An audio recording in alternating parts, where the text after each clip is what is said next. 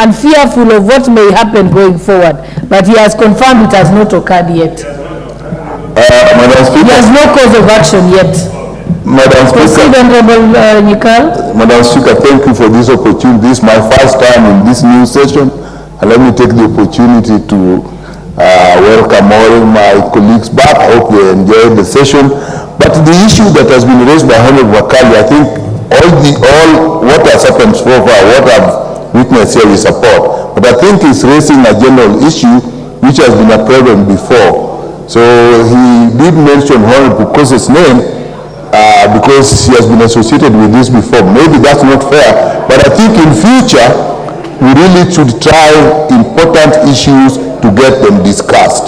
So as we are starting a new session, we are putting in new thoughts and new ways of doing things. And the way the leader of majority is looking at me, I think he agrees with my view that in the new session we are going to be more careful that we get people say what they need to say. Sometimes we wonder that we don't discuss things properly and then they go to court and we are caught off guard. So Madam Speaker, as this one, we support.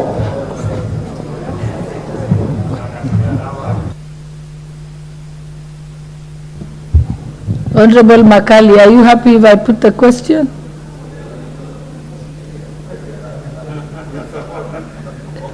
I'm giving you sufficient time to ventilate on this point.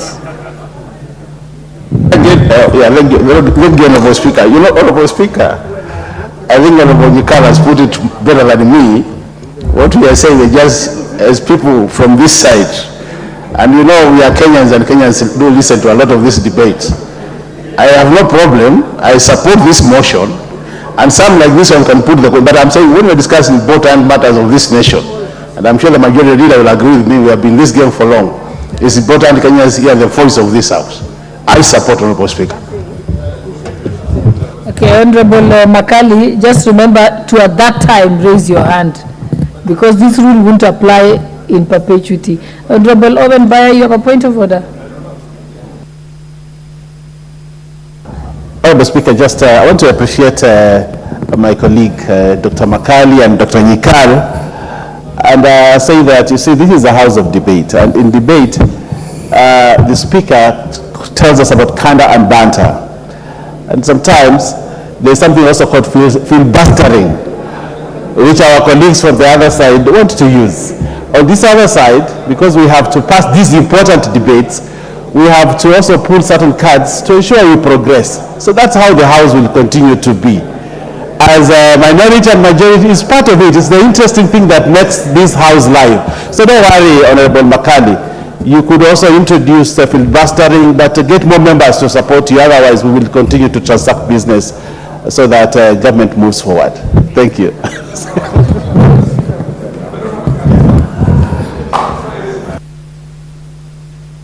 Your point of order.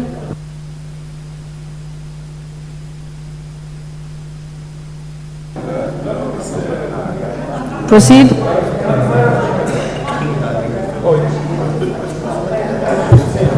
Madam Speaker,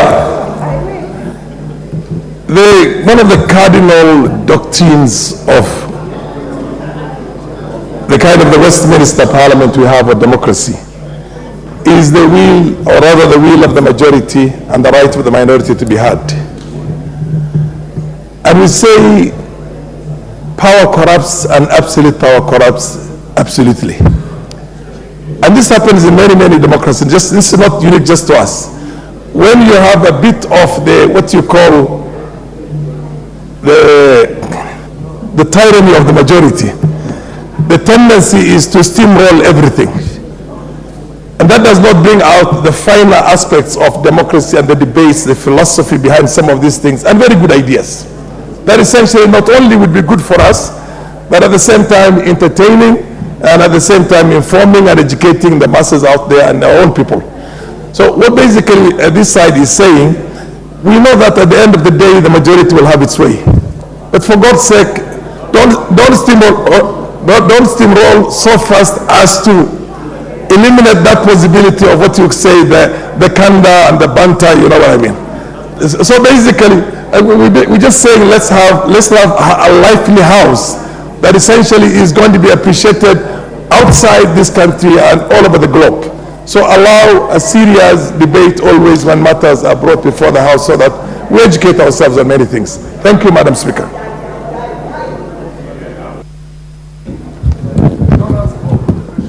Okay, even as I put the question, I just want to encourage members that, and I think the clerk's office is ready to make sure everyone has their own card, so that it's easy to be seen, because then you can press the intervention button. We can be able to use the technology that's been availed to us by the clerk's office.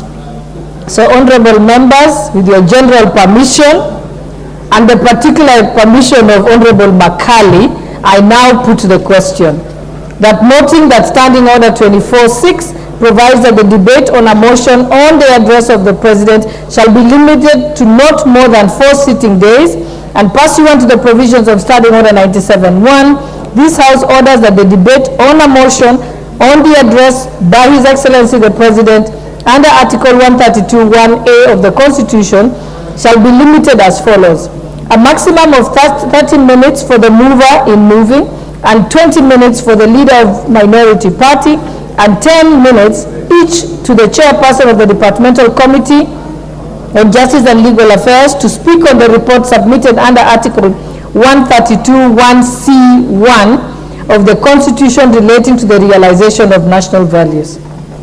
The chairperson of the Departmental Committee on Defense, Intelligence and Foreign Relations to speak on the report submitted under Article 132(1)(c)(3) of the Constitution relating to the progress made in fulfilling the international obligations of the Republic. And the chairperson of the Departmental Committee on Administration and Internal Security to speak on the report submitted by Article 247 of the Constitution relating to the state of the security of the country, and 5 minutes for any other member speaking, and at 10 minutes before the expiry of time, the mover shall be called upon to reply. Will as many as of that opinion say aye? Aye. Will as many as of the contrary opinion say nay? The ayes have it. Next motion. Order number 14, motion. Approval of the calendar of the National Assembly for 2024.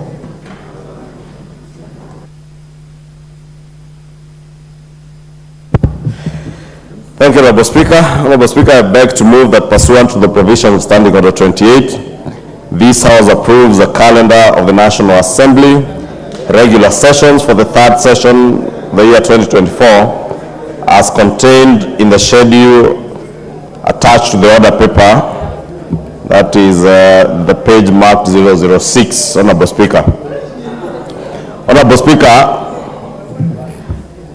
the House Business Committee, having been reconstituted yesterday, Honorable Speaker, met and proposed this new calendar for this year, rather for this session, third session of the year 2024. And Honorable Speaker, this calendar constitutes a total of 122 sittings, beginning yesterday, running all the way to the 5th of December this year. This, Honorable Speaker, excludes any special sittings and extra sittings that the House may resolve to sit, depending on the workload that will come in the course of the session. Honorable Speaker, as members are also aware, the first part of this session is largely guided by the submission of the budget policy statement and the medium-term debt strategy, which we expect to be here by the 15th of February, that is tomorrow, and should be considered and adopted by the House within a period of 14 days. And that, Honorable Speaker, tells members that all members of departmental committees and those that sit in the Budget and Appropriations Committee will have a rather busy 2 weeks, first 2 weeks. And I hope they will all be available. Honorable Speaker, the Division of Revenue Bill also is expected to be in the National Assembly by the 10th of March this year. And Honorable Speaker, additionally, the second part of the session will be guided by budget timelines on conducting public hearings, by the Budget and Appropriations Committee on the annual budget estimates, and as such, this should be undertaken into account before the committee tables its report on the estimates for approval by the House.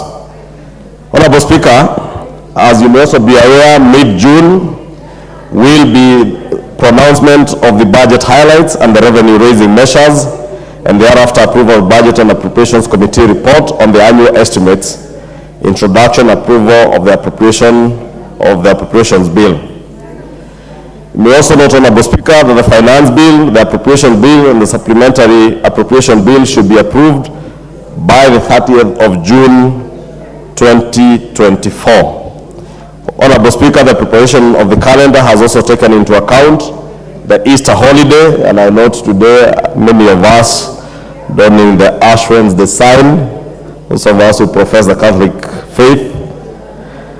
And Honorable Speaker, with Good Friday being on the 29th of March 2024 and Easter Monday being on 1st of April 2024, this is a time that will be on a short recess.